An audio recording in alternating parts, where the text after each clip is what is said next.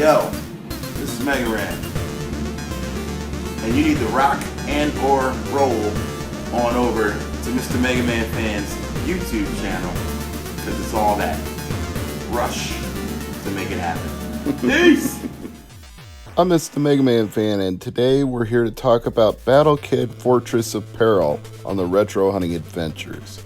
This was a rather unique thing at the time it came out because NES Homebrew had not become a huge scene like it is now. In fact, I'd say in the last decade, homebrews for every kind of console have really taken off in a significant way. If you have a console from the 80s or 90s and you want to buy new games for it, chances are you can do that now. Everything from NES to Genesis to Nintendo 64 to even Sega Dreamcast homebrew games. But back in 2010, when Battle Kid Fortress of Peril was first released, there weren't that many homebrew NES games. Maybe a few, not many. And this one gained notoriety right away. Not just for the production quality. It's well animated. It's got good music. The controls, well, they are precise enough for the gameplay, but the gameplay itself is excruciating. And that's the reason for the notoriety. This has been called the I Wanna Be the Guy of the Nintendo library. If you've never heard of I Wanna Be the Guy, it was a free PC game that you could play, I think through Macromedia Flash, or maybe it was an executable PC game, but I Wanna Be the Guy was basically the Kaizo of PC platforming games. By Kaizo, if you don't know the term, I mean Mario hacks that punish you by being super difficult, where you have to do a spin jump off a turtle shell into a wall and kick jump off the wall into another spring, and then use the spring to get across a series of spikes and pits and then do another kick jump. It's like you have to do an crazy, just insane combo. I said crazy. I was talking insane and crazy at the same time, and I made up a new word. Crazy.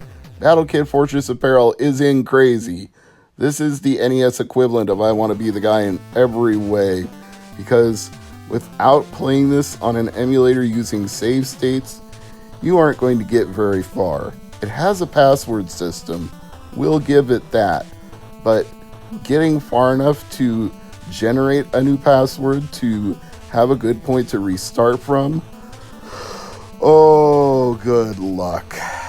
If you need further illumination on this topic besides watching my video here, which I can only stand this for about 10 minutes before it drives me nuts and I want to rage quit, go watch the Game Grumps episodes where Aaron has a complete meltdown when he reaches one of the bosses and he starts screaming, "Purple plant, red plant, blue plant," and then he uses a series of expletives that I'm not even going to repeat. But I didn't even get that far, so credit to Aaron Hansen for being the gamer that he is. But I reached my breaking point where I would just start screaming expletives long before that, and it's one of those things that is designed to be memorized and only beaten if you memorize every single thing. Everything you do is a trap. The traps range from somewhat obvious to I know they're coming, but how do I avoid it, to oh my god, I can't even believe that was there. Like the first trap, you're going to figure out right away, even if you've never seen gameplay footage before. Once you clear out this first screen of enemies and move to the second, you see these lemons in the tree and you're like, okay, that's going to fall on me. And then you try to avoid it and you can't. And then you think, well, maybe I can trigger the lemons if I get close enough to them and then duck back out of the way in time. And that's not going to work with the first one. It can be done with the second one, but you're going to have to tease it out. And each time you die, you're going to have to go all the way back through this entire section because you haven't reached a restart, continue, save point, whatever you want to call it. So You're going to shoot these enemies over and over again. You're going to come back. You're going to be like, okay, what do I do? Can I trigger it? Can I activate it? Nope. You just got to run past it fast, and then you got to trigger the other one and then run away from it. So even if the object is the same, the way you deal with it each time you encounter it is different. The game does not forgive you by having everything be the same each time you do it. You finally clear that section and you see the spike pit and you're immediately suspicious. Like, am I going to hit a hidden block?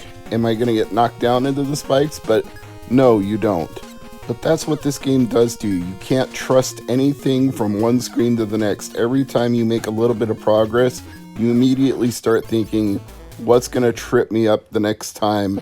What am I going to see in the next screen that it looked safe before and it's not safe now? I think a modern day comparison to this would be The End Is Nigh. I think Emma McMillan made a very similar to an I Want to Be the Guy style game with The End Is Nigh, because each screen has a different solution and you're not scrolling from one screen to the next. You're just solving the puzzle on that screen, then moving to the next screen. I guess there is a little bit of scrolling there. I shouldn't say that. There's not no scrolling in The End Is Nigh, but it's still like one puzzle at a time, which Battle Kid Fortress of Peril is very much that. I haven't talked too much about the developer yet. Civac Games, I should give props where they're due. Civac, when he made this game, was very specific that he wanted to make it a physical NES cartridge. He didn't just want to release a demo on the scene. He wanted something that people could actually put in their vintage Nintendos and play. So major props to him for that. And the cover art for the game, when it was released physically through RetroUSB.com, which I believe at the time was known as RetroZone, but it's now RetroUSB, was designed by YouTube's own Guru Larry. That's right, Larry Bunny Jr. Hello, you. I'm Guru Larry, and welcome to Battle Kid Fortress of Peril. Yeah, he designed the artwork, and he probably had no idea how infamous the game would become after he designed it. But if you buy a physical copy, it's going to come with his artwork. So, mad props to Guru Larry for that. And again, to Civac Games for making such a difficult game. Oh dear Lord. I wish I was playing this with save states right now, because it gets so tedious to do these sections over and over and over again, and to not start swearing up a storm in the voiceover commentary, let alone while I was recording it. And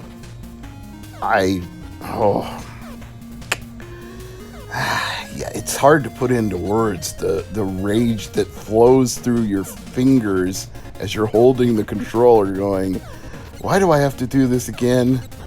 Why didn't I just use a save state? Why didn't I just continue from the previous spot? Why am I making myself do this? And this time I was like, okay, I'm not even going to try to jump around it. And then I just fell right back down and almost fell into the spike pit. I'm like, oh no, I got to go back up and kill the eyes again. Oh man. If it wasn't for how well programmed this is, great music, as I said before, I could listen to a soundtrack for Battle Kid even without playing the game. It's that enjoyable of chiptunes. And there's a very Mega Man feel to it, even though it's obviously a lot more squashed in the character design and the level layout, and it doesn't scroll fluidly like Mega Man games do, but it definitely has a charm and appeal to it that belie the difficulty you will face playing it. So it's a cruel mistress. It entices you back in and then whips you into shape and says, no, you're gonna beg for mercy. I know you love it, but I'm gonna make you get on your hands and knees and crawl through broken glass and beg to make progress. And I knew I was screwed when I got to this point and I saw the lemons in the trees. I'm like, okay, they're gonna fall up, aren't they? Yep. That's when I finally had enough. Battle Kid Fortress of Peril I played it, so you don't have to, but it is fun.